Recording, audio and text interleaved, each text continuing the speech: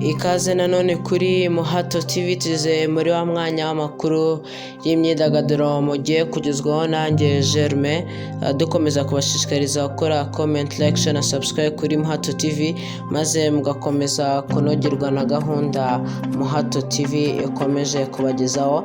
Reka amakuru yacu rero y'imyidagaduro tuhere ku nkuru iri kubica bigacika, nta yindi ni y'umusore witwa Kanyabugande Olivier uzwi nka Nyakso.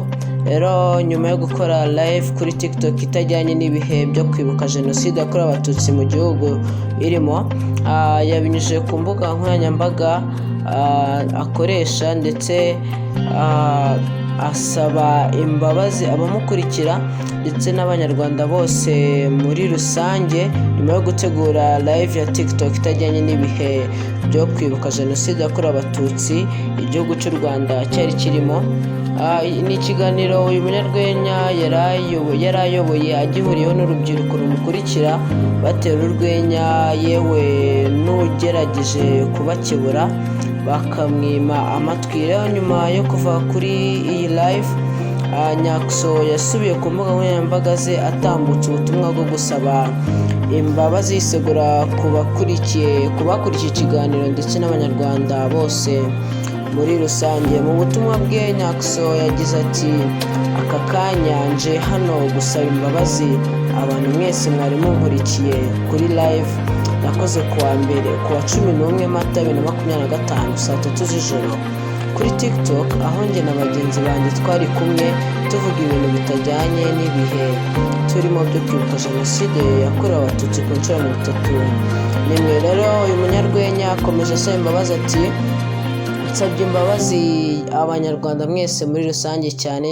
cyane abo byakomerekeje. Ndashishikariza urubyiruko n'ibyamamare gukoresha imbuga nkoranyambaga neza kugira ngo duhashye abapfobya jenoside yakorewe abatutsi. Se urwego rw'igihugu rw'ubugenzacyaha rwabivuzeho icya Dr Muragira Thierry yabwiye igihe yuko bagiye gusesengura ibyakozwe hakarebwa icyakorwa. Yagize ati, ikibanza ni ugusesengura ibyo yakoze hanyuma umwanzuro uzafatwe nyuma.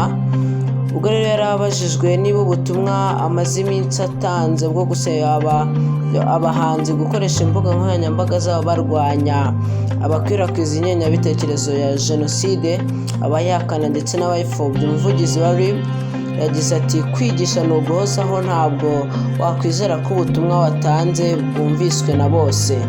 Hari abinangira gusa, tuzakomeza twigisha ariko tubijyanishe no guhana. Reka iyi nkuru yacu tube tuyicumbikiye aha ngaha, tunyarukire ku nkuru nayo isa nk'iri kubica bigacika. Ni Iradukunda Grace Divine wamenyekanye mu kuvanga imiziki nka DJ Ira, uherutse kwemererwa guhabwa ubwenegihugu bw'u Rwanda na Perezida Paul Kagame. Kuri wa kabiri rero yaje kuba ahabwa ubwenegihugu budasubirwaho.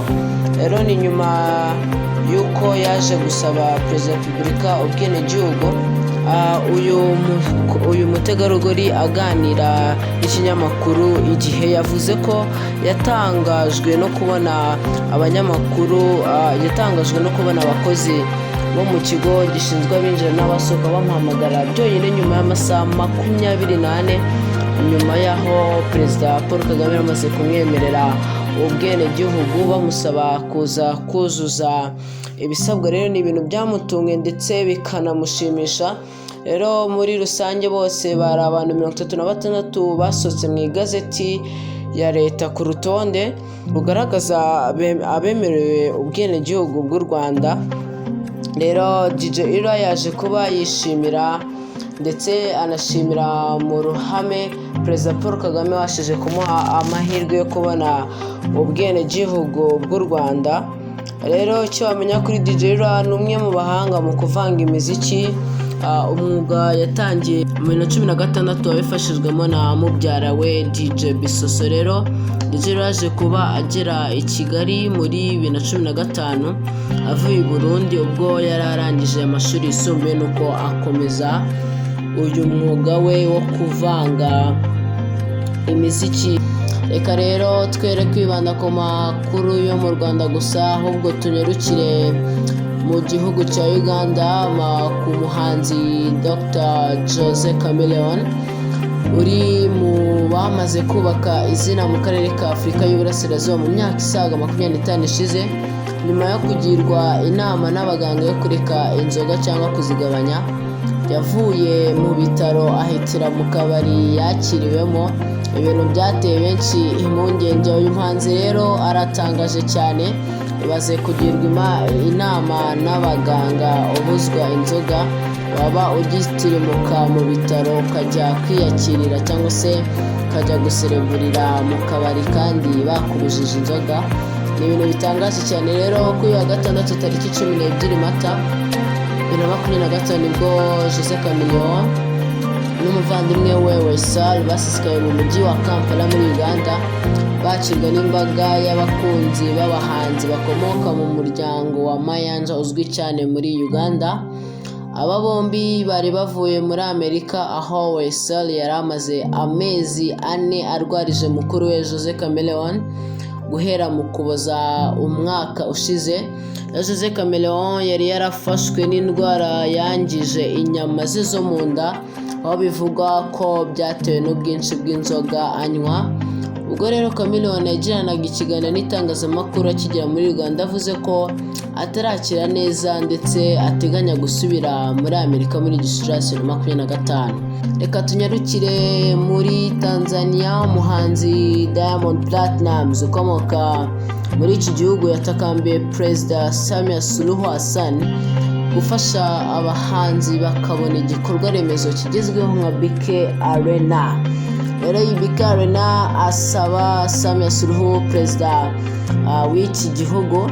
Rero iyi BK Arena twese turayizi, ni centre nziza, ni hall nziza rwose yaha mu Rwanda, iberamo imikino, ibitaramo n'ibintu byinshi cyane. Rero Diamond aza gukora igitaramo mu Rwanda, yaraje abona rwose biri mu byiza bitatse u Rwanda, aravuga ati rwose natwe tugomba kugira igikorwa remezo nk'iki ngiki mu gihugu cyacu.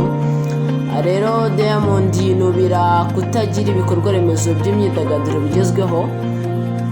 Rero uyu mugabo afite izina rikomeye mu muziki wa Tanzania, mu karere ndetse no ku isi muri rusange. Yabigarutseho mu ijoro ryashize ubwo hatangwaga ibihembo bya Trace Awards byatangiriye muri Zanzibar. Diamond Platnumz rero yavuze ko bamaze imyaka myinshi basaba ko babona ibikorwa remezo bigezweho imyidagaduro, ariko bakaba barakomeje gutegereza bagaheba, amaso yaheze mu kirere. Yagize ati ibyifuzo twakomeje kugaragaza mu myaka myinshi ishize, kugeza na n'ubu turacyategereje. Nyiricyubahiro Perezida Mama Samia Suluhu Hassan, turabizi ko uri umuyobozi ugira impuhwe, turakwinginze natwe tugirire impuhwe twubakirwe arena. Diamond Platnumz rero yavuze ko mu gihe iyo arena izaba ibonetse, itazaba ari igikorwa remezo cy'abanzi bonyine gusa, ahubwo kizanafasha na leta kujyakiramo inama zitandukanye n'ibindi birori byo ku rwego rw'igihugu.